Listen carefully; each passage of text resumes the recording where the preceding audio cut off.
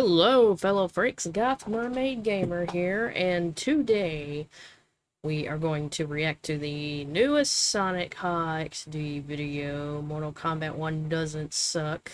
Oh, we're back to doesn't now. That's a good sign. Chapter 10, Li Mei.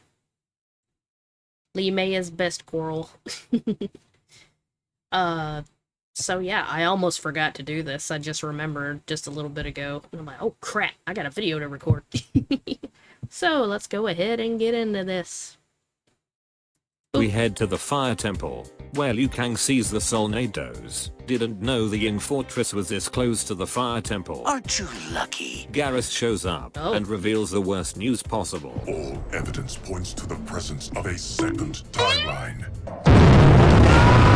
That's right, we had time travel in the last game.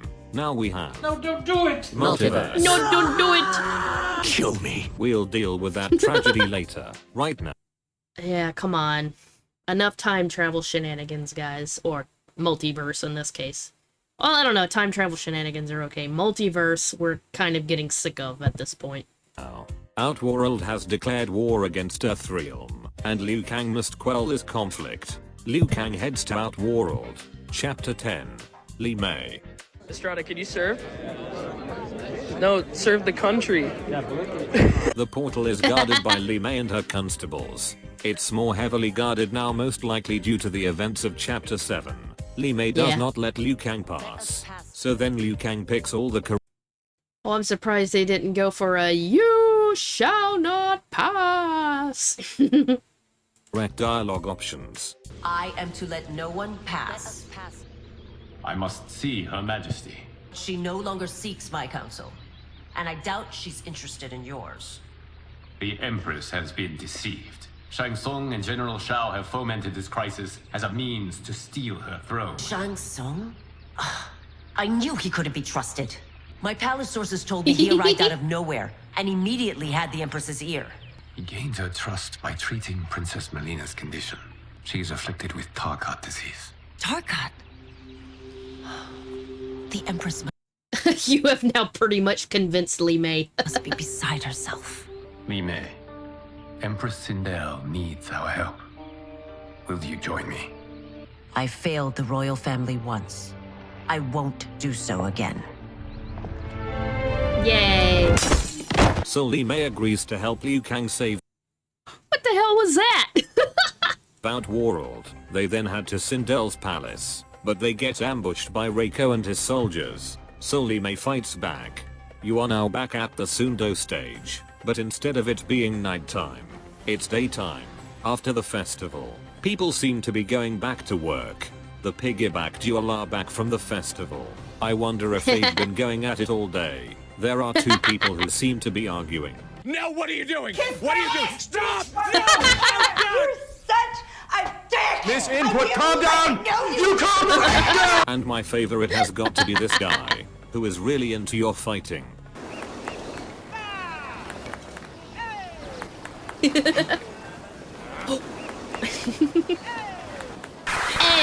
Li Mei wins.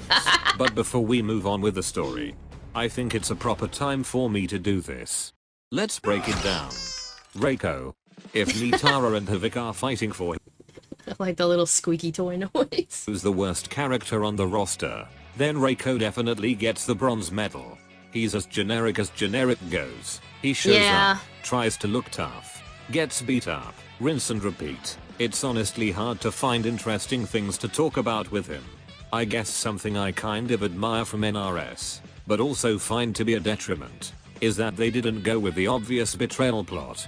In the OG timeline, Reiko worked for Shao Kahn, but he always had ambitions to betray and take over Shao Kahn.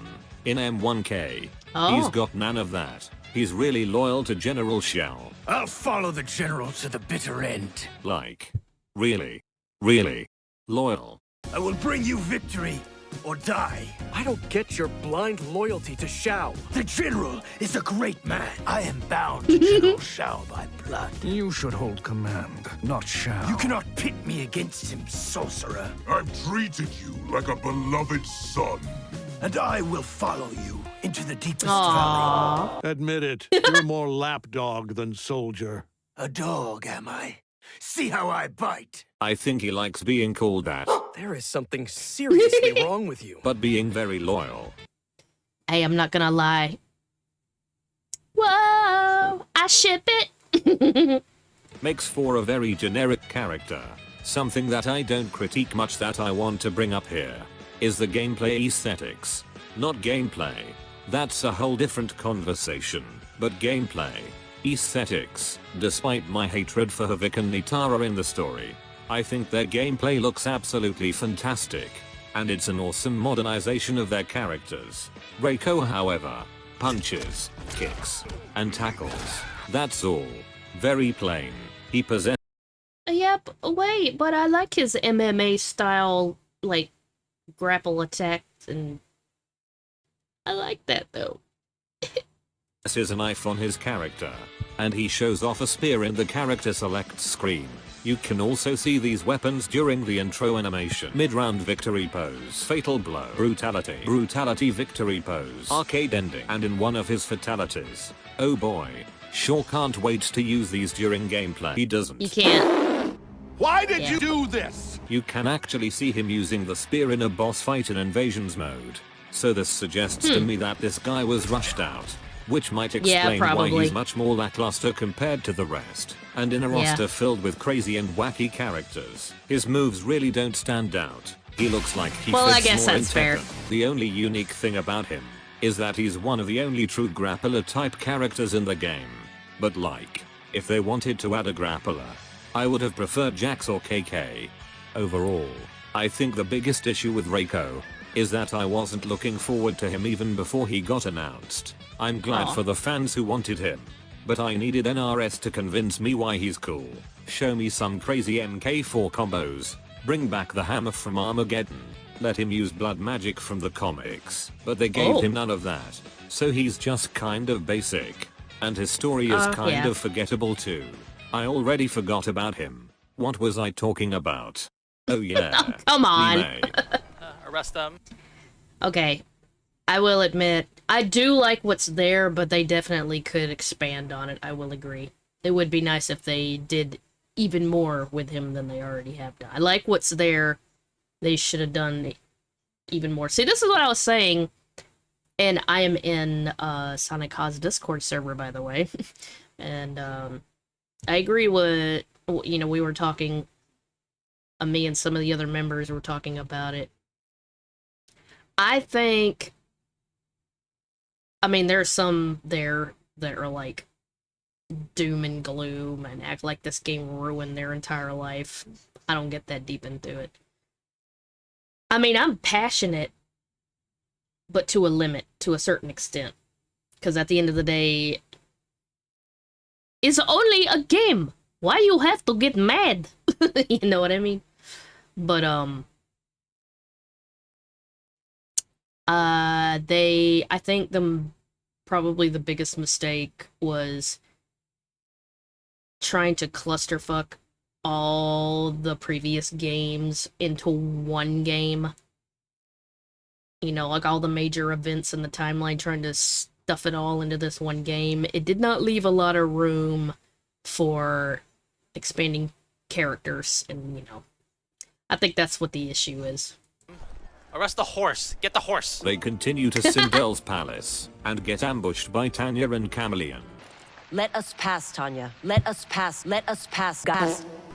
Tanya, pass the. Let us smash or pass. Just let us adore you. You shall not pass. Let us pass the pass. Oh, there it is. Pass, Tanya.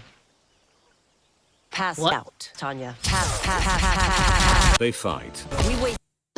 Tanya was looking at her like, did you have a stroke? Are you okay? Precious time, Tanya. Midwest passes time, Tanya. They beat them, then get ambushed by the rest of the Umgadi. Then Li Mei gives a very heartfelt speech to her old comrades to convince them to let them pass. I may no longer be welcome, but in my heart, I am still Umgadi. I will always honor my vows. Stand with us, and let us pass. So they agree and escort her to the Empress. How dare you, Li Mei? It's not How enough dare that you you! let Jared be murdered. You let Liu Kang destroy the rest of my family? Objection. My heart broke when your husband died. I know you may never forgive me. But let us pass. I guess that heartfelt speech she gave meant nothing with how fast the Umgadi betray her. Tanya tries to tap into the powers of the ropes, but unlike the chosen one Scorpion, she is unable to wield that power. Lee Mei fights Katana. Tanya is a Kamiya fighter here, so she is only pretending to be defeated. There it is again. Are you so easily? Even though they are in a dire situation, Sindel and Melina are just calmly enjoying the show. Lee Mei wins. Melina wants to fight, and Sindel tries to stop her due to not wanting to trigger her Tarkat symptoms, but Melina ignores her and fights anyways. Something kind of sad here is that do as your mother says. in the past, Lee Mei taught both Katana and Melina how to fight. I remember teaching you that, princess. You were but a girl. I fondly remember training you and your sister. Melina does a successful first strike, but then gets countered when she tries it again. That is what you get for spamming the same move spammer. You never think. Then tragedy strikes, and Melina's Tarkat symptoms emerges. She attacks her mother. Lee Mei quickly gets Melina off her, and she fights her. Melina will have no size in her hands just like in chapter 4. Even though Sindel is shocked on the ground, she still has enough time to get back to her throne to spectate the fight. Oh lord. Sindel, you're just sitting on the throne! Come on! You're just watching us? Oh no, Melina, don't. Hey, you know, whatever, I'm gonna chill on this throne now. Having fun, Sindel? I cannot harm her. I must be careful, I can't harm her. I must not hurt her. I have to be very careful. Just give her a neck massage. There we go. Must not hurt her. Something funny I find about these fights is that if you lose to any of them in chapter 10, Sindel's reign will basically fall to General Shell. But like, yeah, isn't Fire God Liu Kang here to prevent an ultimate defeat? I feel like there is no way he could get defeated here. Lee Mei calms down Melina. Tarkat makes victims of us all. As Tanya pulls out the syringe to turn Melina back to normal, either Shang Tsung made a bunch of backups, or the royal family have found a way to replicate the serum. Actually, that is a good point. Where did they get serum from? Praise Argus. Sindel thanks Lee Mei for saving her daughter. Yes, the answer is yes. And this quells the conflict between the two sides. And that's pretty much chapter 10. The biggest thing I want to talk about in this chapter is Lee Mei's character. So, let's break it down. Lee Mei. The funny thing about Lee Mei to me is she had the same issue as Reiko. I had no interest in the return of Lee Mei. And if she came back, NRS would have to prove to me why she's cool. But it's gonna take more than that to impress me. Whoever decided to give her firework power pretty lantern deserves a raise. But it's not just her gameplay aesthetics that are great. Her character is pretty good too. I think Lee Mei has the strongest start in the game. In chapter 3, our introduction to Lee Mei is Melina talking her. First constable, let us pass. As Liu Kang explains the situation, Lee Mei used to be the leader of the Umgadi. Warrior priestess is trained to defend the royal family. On one unfortunate night, King Jared was murdered, and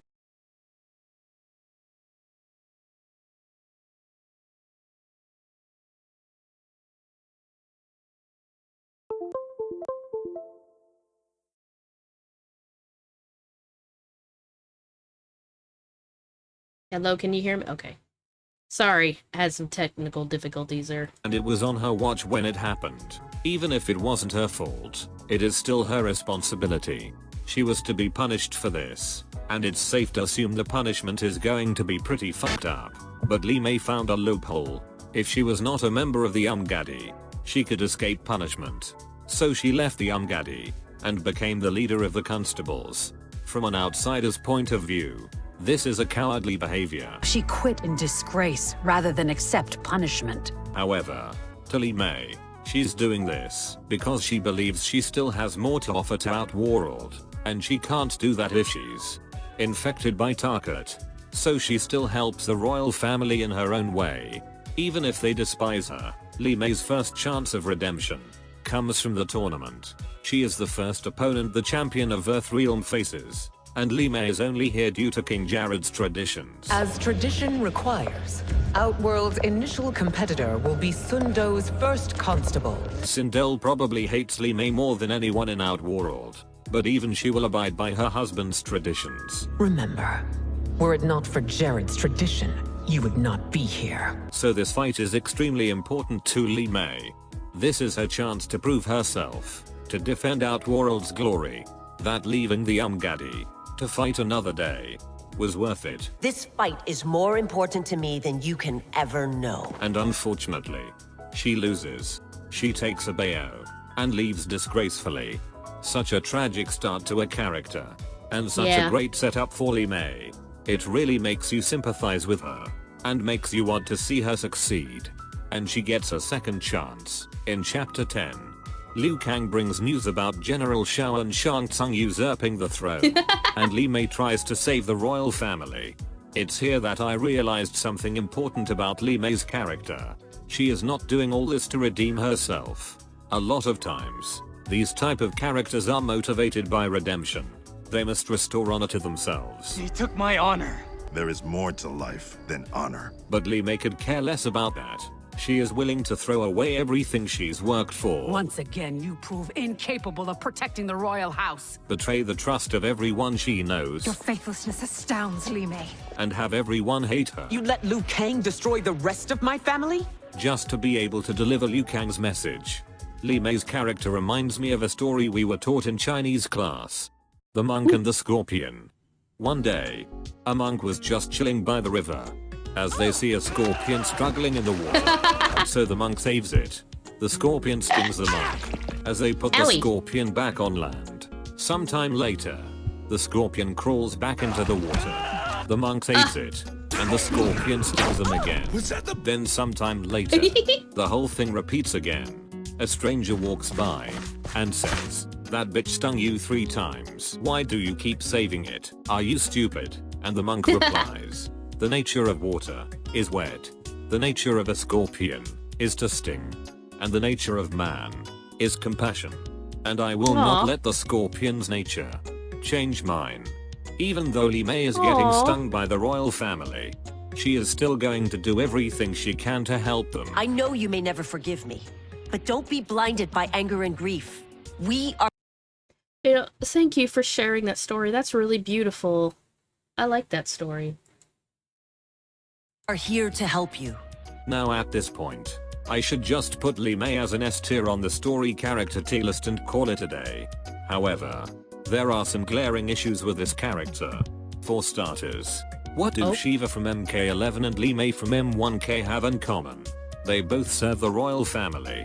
They both feel responsible for one of their deaths. They both simp for Sindel. And most importantly, they beat the shit out of people until they listen. Return Liu Kang to the Are you so easily taken in? Your faithlessness astounds. Much has changed. Thank you. I am in your debt. Oh my gosh. If I beat people, they will listen to me. Why am I not Khan? Look, I get that this is a fighting game, and they need excuses to get characters to fight, but holy shit, the amount of crimes Li Mei has committed are enormous. Working with Earthrealm, the realm they're about to go to war against, failed to guard the port. Yeah, wouldn't that be considered treason? Attack the military of Outworld. Attack the Umgadi. Takes the leader of the Umgadi as hostage. Barges into Sindel's palace uninvited. Attacks both princesses of Outworld. Any one of these crimes is enough to be punished via infected with Tarkat. But all is forgiven, because she subdued Melina. I mean, I'm not saying this isn't a good thing, but that's all it takes to overwrite all of this. But my bigger issue is this all has nothing to do with warning them about General Shao and Shang Tsung, the whole reason Li Mei revolted against the royal family. But Li Mei is chill with them now. And my even bigger issue is that Li Mei still got King Jared killed. The whole reason why everyone hates her still hasn't changed, and yet, it seems like she has been completely forgiven. Okay, I know I've been throwing the word big too many times, but my real, actual, massive, biggest issue I have with Li Mei is that the climb was too easy. The entire game has been setting up this impossible. Wait a minute, what? Oh, why are we on 480p? Mountain Lime has to overcome. But once. Oh, I deeply apologize for making y'all look at those horrid pixels. I didn't realize I was on 480p. I get it on 1080 now. Chapter 10 arrives. She just magically teleports to the peak. She beats a couple of grunts, and then all is forgiven. I don't like this. I don't think she should be able to get everything resolved this easily. There's another character in this game that has a similar struggle, but is Okay, that goes back to what I was saying earlier. Because they squeezed all those major moments into one game, we didn't have time to fully flesh out these characters. handled much better. Baraka. It's funny, you know. Every time I complain about a Too much extra fluff in his lore, traveling carnival, family capture. Baraka does it better, less is more. Good guy that has something bad that happens to them, but they still remain good. Baraka did it better.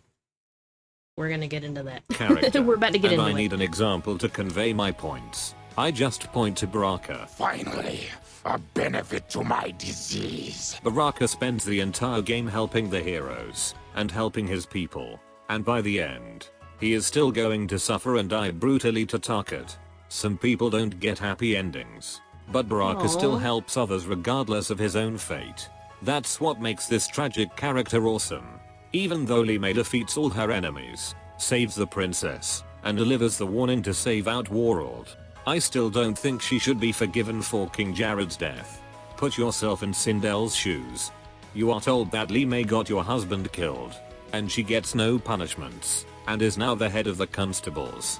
If I were the queen, I would still resent Lime to this day. I would still carry that hatred in my heart years after my husband died. Okay, it's time to get into some off-topic nerdy shit. I wondered how long has Sindel been mourning King Jared's death, and that led to the question of, when did King Jared die? While we don't have a conclusive answer, there are some clues to help us out. In Chapter 3, Liu Kang points out how grandiose the ceremony is. I see that Her Majesty once again spares no expense on the festival. Should she not?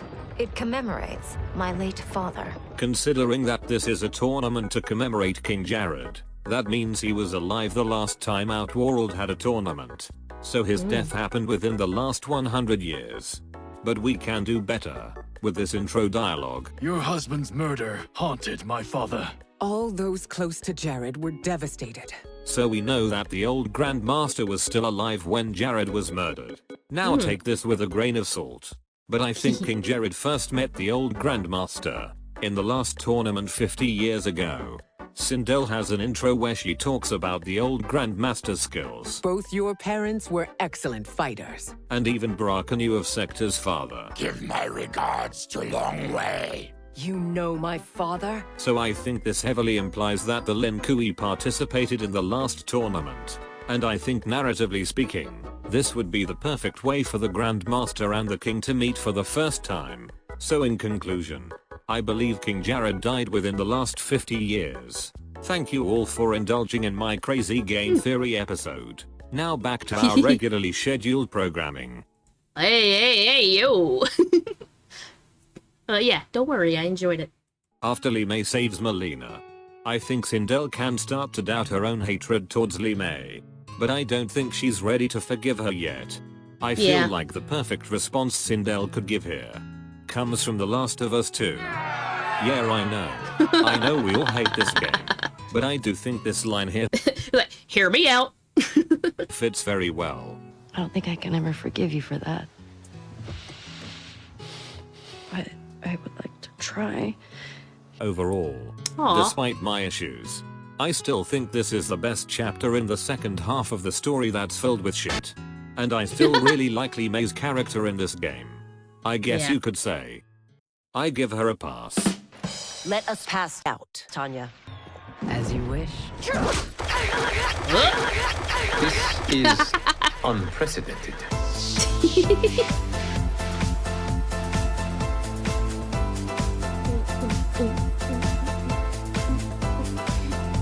Thank you. I am in your debt. Give us battle pass, Your Majesty. Oh gosh. I don't think I can ever forgive you for that.